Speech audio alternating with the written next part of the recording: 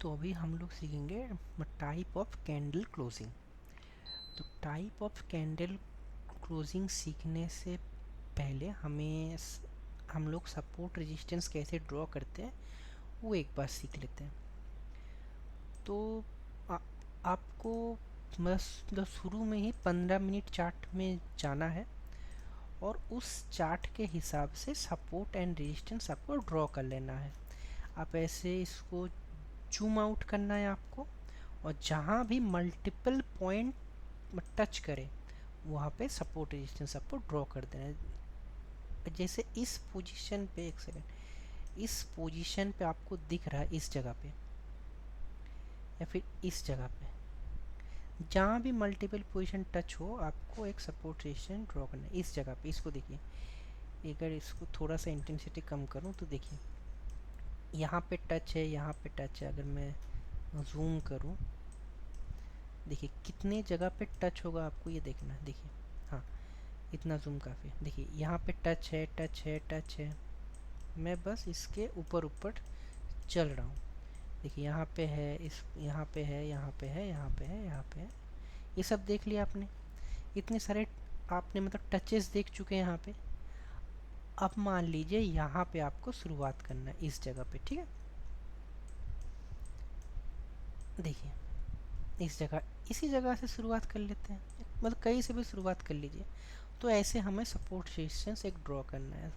आप देख सकते हैं कि अब देखिए यहाँ पे अगर मैं एक सपोर्ट रेजिस्टेंस बनाऊँ तो यहाँ पे बन रहा है, क्या इसको रिस्पेक्ट दिया? हाँ दिया। देखिए घूम रहा है इस पे, मतलब कॉन्सोलिडेट करे, यहाँ पे रिस्पेक्ट दिया, ठीक है। तो ऐसे आपको सपोर्ट रेजिस्टेंस बनाना है 15 मिनट में, ठीक है। ये देखिए ये जो एक पॉइंट है ना, मेरे को काफ़ी ज़्यादा अच्छा पॉइंट लग रहा है इस पॉइंट पे। यहाँ पे देखते हैं पास्ट में क्या कुछ हुआ है। हाँ यहाँ पे कुछ हुआ तो है, यहाँ से सपोर्ट लिया है। थोड़ा सा और देखते हैं कि यहाँ पे पास्ट में कुछ हुआ था क्या। देखिए यहाँ पे ये एक जगह है जहाँ पे मल्टीपल टाइम हुआ है टचेस। ये एक इम्पॉर्टेंट पॉइंट है। अच्छा, और कुछ अगर पॉइंट मिलता है तो हम लोग, देखिए यहाँ पे, देखिए यहाँ पे इसने यहाँ पे रेजिस्टेंस लिया है, इसको तोड़ा, काफ़ी अच्छा। फिर देखिए यहाँ पे है, और कहाँ पे कुछ है। इस जगह पे मेरे को दिख रहा है, इस टचेस, इस टचेस, इस टचेस, ये टचेस, इसके बेसिस पे देखिए यहाँ पे काम हुआ है ना। अब इसके बेसिस पे देखिए यहाँ पे काम हो सकता है। अगर मैं इसको करूँ, देखिए यहाँ पे टच हुआ है, फिर इस जगह पे हुआ है, यहाँ हुआ है, यहाँ हुआ है। तो इसके बेसिस पे देखिए यहाँ पे काम हुआ है। आपको समझ में आ रहा है ना। अब अगर हम लोग 5 मिनट के चार्ट में जाए तो देखिए जब इन सारे सपोर्ट रेजिस्टेंस पे हमें मतलब कैंडल बनते हुए दिखे ना 5 मिनट के चार्ट में, तब हमें सोचना है कुछ। देखिए, देखिए यहाँ पे आपको ये वाला दो जो कैंडल है, ये कैंडल आपको इस पॉइंट में क्या बोल रहा है, ये क्या कैंडल है? यह हैमर कैंडल। ये हैमर का ऊपर साइड वीक है, मतलब ऊपर साइड में सेलर्स है। तो आपने जब ये कॉन्फर्मेशन पता किया कि हाँ भाई यहाँ पे एक एसएनआर कुछ भी है, उस पे मेरा हैमर बना है जिसके सेलर साइड स्ट्रॉन्ग है, मतलब यहाँ पे बहुत सारे सेलर है।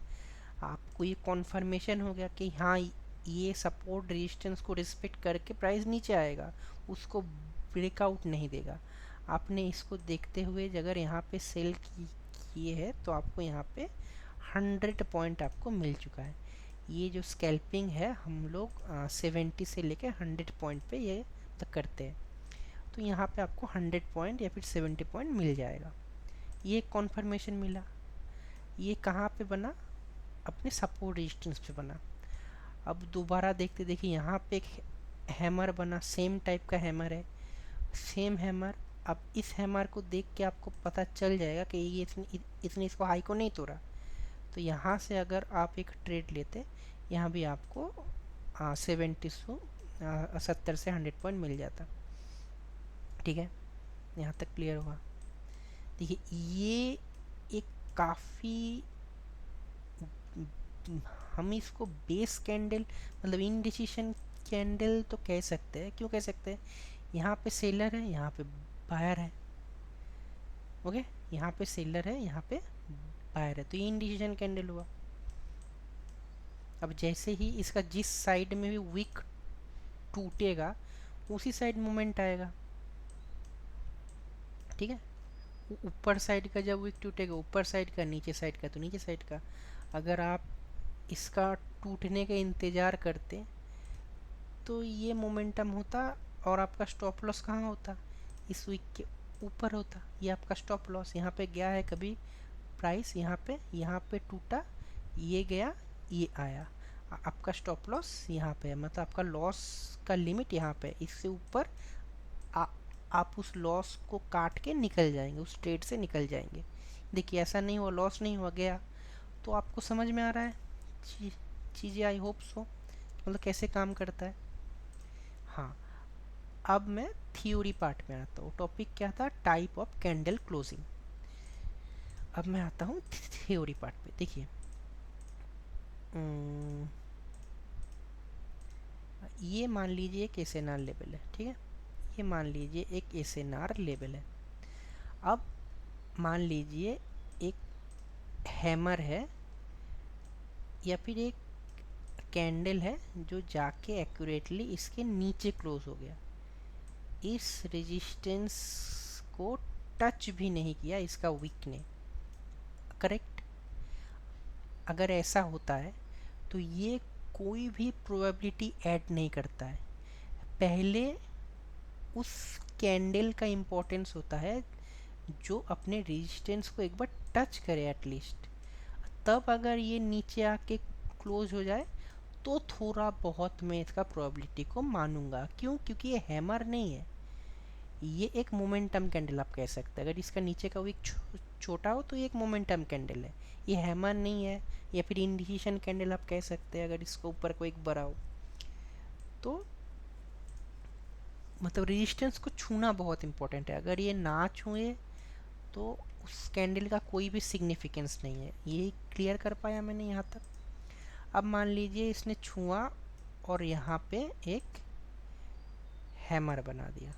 अब इस कैंडल का पूरा सिग्निफिकेंस है, इसके बेसिस पे आप डिसीजन ले सकते हैं, इसके बेसिस पे ले सकते हैं, इसके ले सकते हैं, लेकिन ये कोई भी आपके डिसीजन पे इफेक्ट तक नहीं डालता।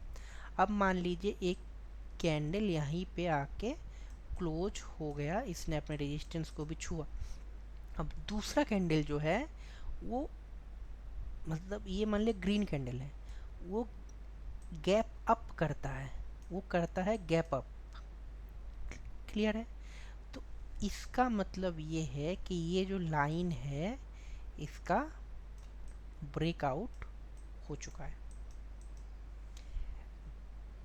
जो भी सेलर यहाँ पे आने की कोशिशें कर रहा था वो हार मान चुके हैं।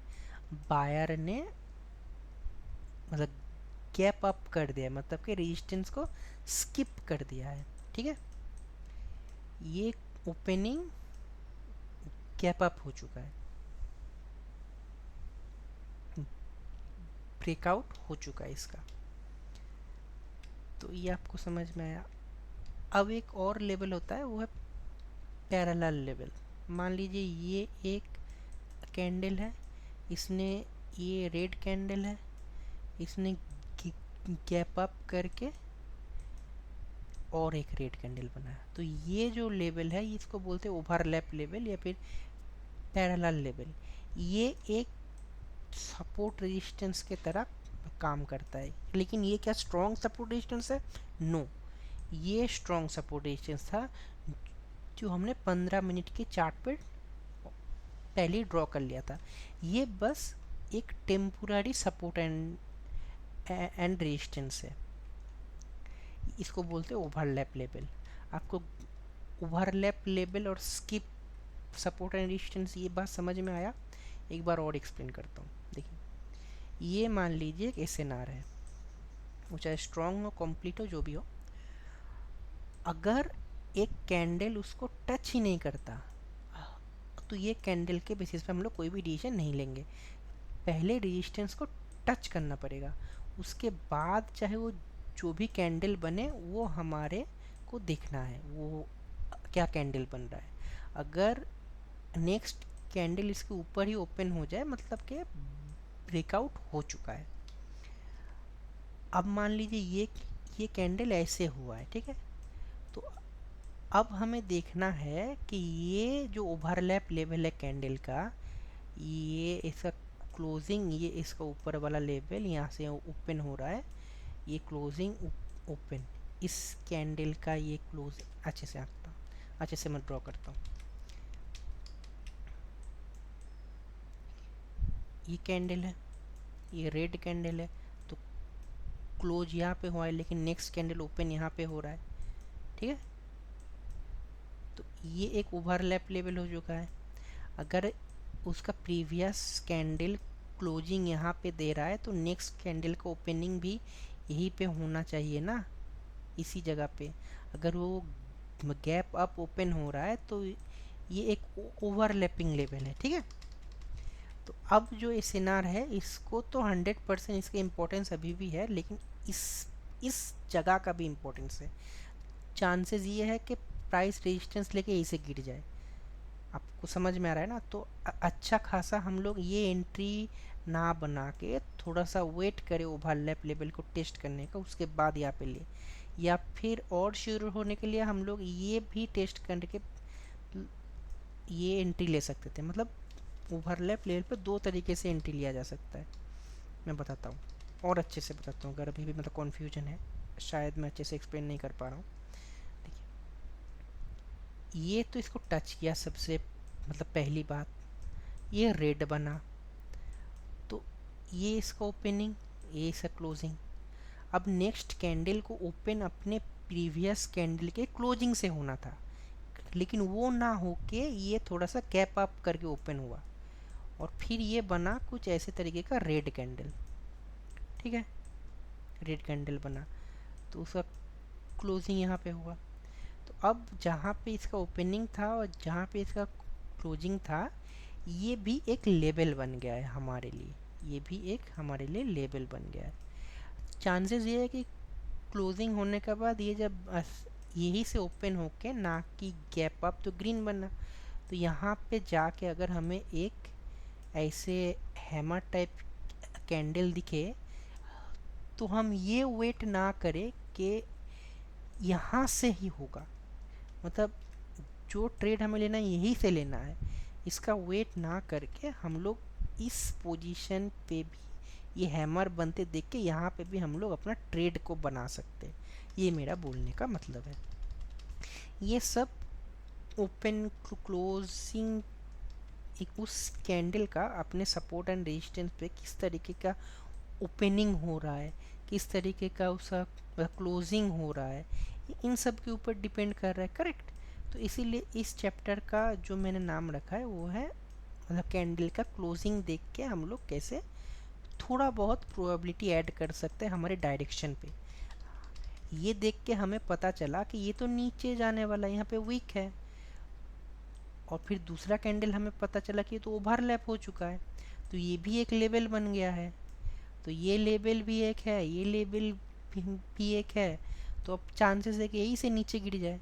तो ये चीज़ देख के हमें और प्रोबेबिलिटी ऐड होता गया कि अच्छा ये डायरेक्शन तो अब नीचे की साइड ही होने वाला है, ठीक है। ये प्रोबेबिलिटी ऐड करने वाला काम था, ये मैंने आपको सिखाया। अगर इसको देखे कि कैंडल क्लोजिंग पैटर्न, तो शायद हमें कुछ मिल जाए। यहाँ पे इमेजेस तो मिल नहीं रहा है,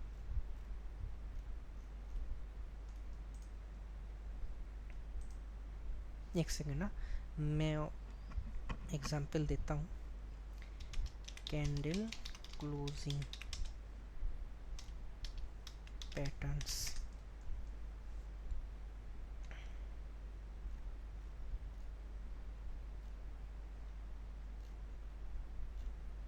मिल नहीं रहा है, ऐसा कुछ भी नहीं है जो मैं बोल रहा हूँ उसको जस्टिफाई कर पाए। सिर्फ कैंडल पैटर्न लिखता हूँ।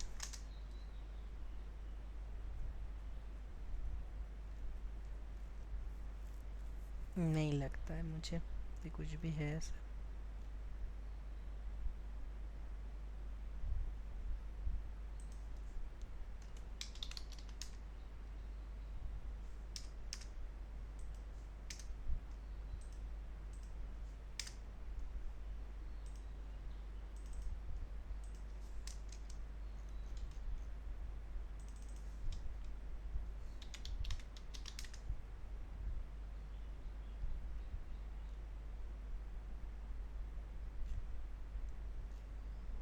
ठीक है, टाइम बर्बाद नहीं करते।